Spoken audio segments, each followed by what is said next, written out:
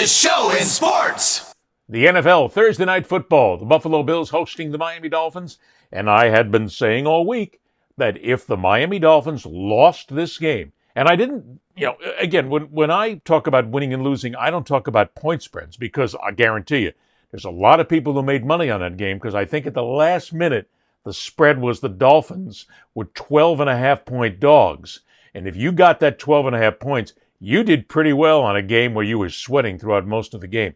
But the most important thing to focus on here is the Dolphins. This is the biggest dumpster fire in the National Football League. And they proved it again last night. Look, don't tell me that the Dolphins actually played a good game. Don't tell me that they almost beat the Buffalo Bills. They lost in the end. It's the L. You have to just put it there. They're not that good. They're 0-3. They're not going to make the playoffs this season. Again, for Dolphin fans.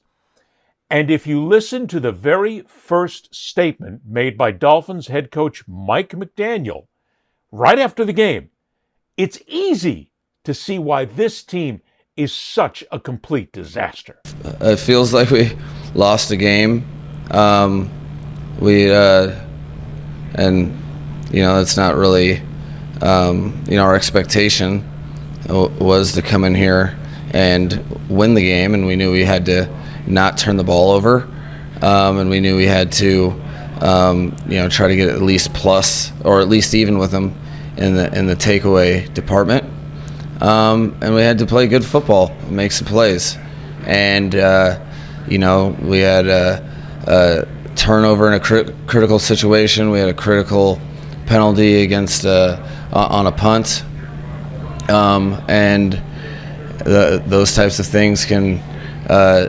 That's how these types of games are decided. So it feels like a loss, and feels like we have a lot of motivation to get back to work for our next opponent.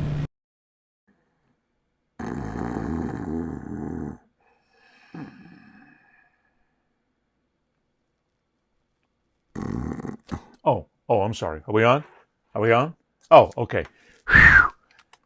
Why is it every time I hear Mike McDaniel talk, I think I'm hearing a guy who just skipped his 7th grade social studies class? I mean, this guy is the least effective head coach in the National Football League. Why anybody would want to get up and play for this guy is astounding. And here he is after the game. There it is, the best line. Feels like we lost the game.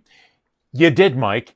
You lost the game because you had bad penalties at a bad time. You lost the game because your starting quarterback has a poor and young offensive line in front of him and threw another interception late in the game. You made the mistakes late in the game. Sure, you did very well early on in the game.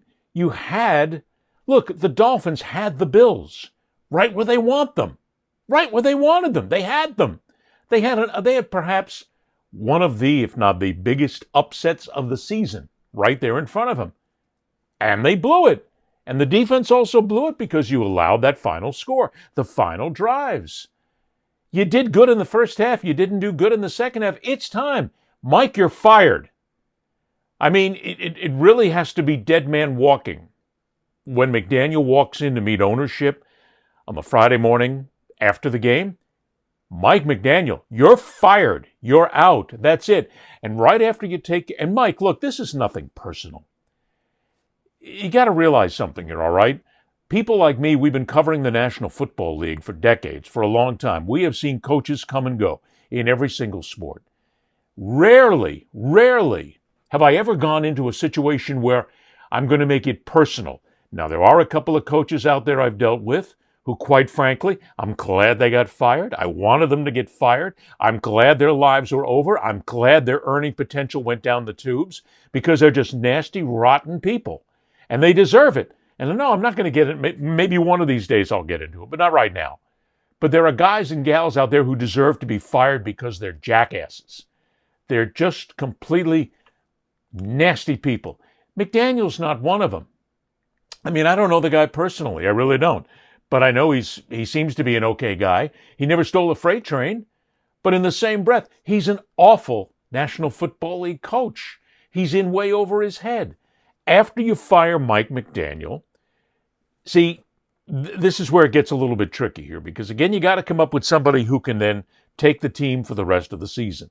And of course, somebody will rise from the assistant coaches ranks. But then you've got to think about the general manager, because Chris Greer is the guy who put this team together.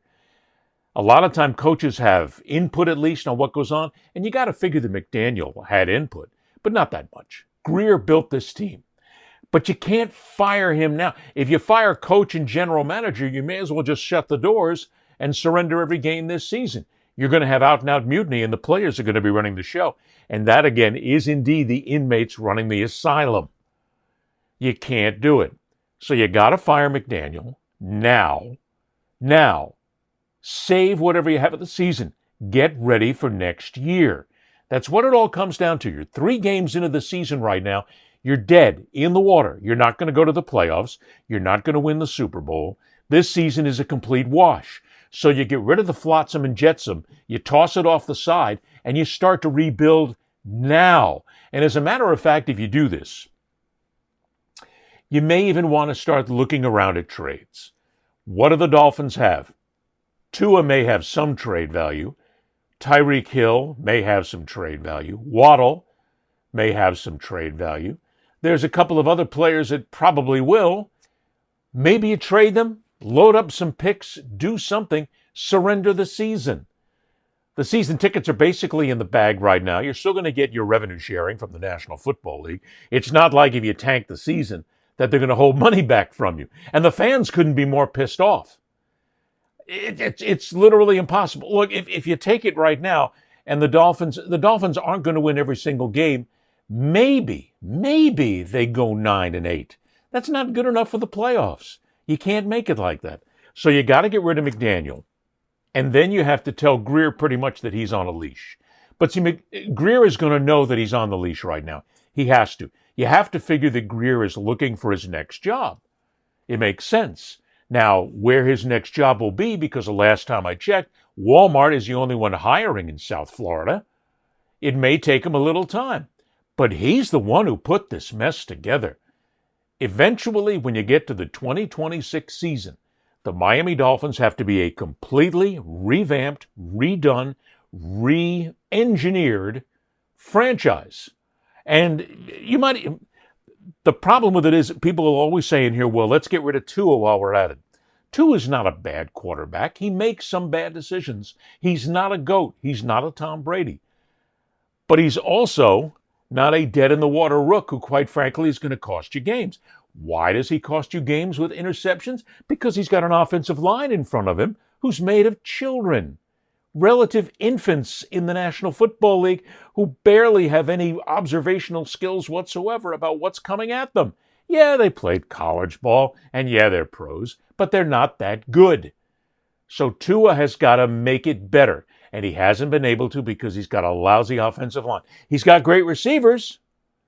He's got a good running back. He's got the starts there, but you still don't have the offensive line. Maybe Tua's the guy you get rid of. Who knows? Maybe Tua's the guy you keep. But my point always comes down to this. If you're going to fire Mike McDaniel, who runs the show? If you're going to get rid of Tua, who's your quarterback? If you're going to get rid of Chris Greer, who's your general manager? You have to make these decisions. These are the tiny things that nobody ever thinks of. When fans scream, it's time to get rid of him, fire him! What do you do next? Nobody really knows at this point. It's a shame because that was once, the Miami Dolphins were once one of those franchises that were just considered to be a legacy franchise. Yeah, they weren't an original NFL franchise, but because of what Don Shula wrought, the undefeated seasons, the 2 Super Bowl years back-to-back, Dan Marino, some of the great things that they had happened to them in the 80s, you would think that they would be considered a team, at least a franchise that people would respect. Nobody respects these Miami Dolphins right now. I guarantee it. When the Buffalo Bills were preparing for that Thursday night game, they got ready for a certain type of team. They can respect them to a certain point, knowing full well that it's still a professional football game and anything can happen.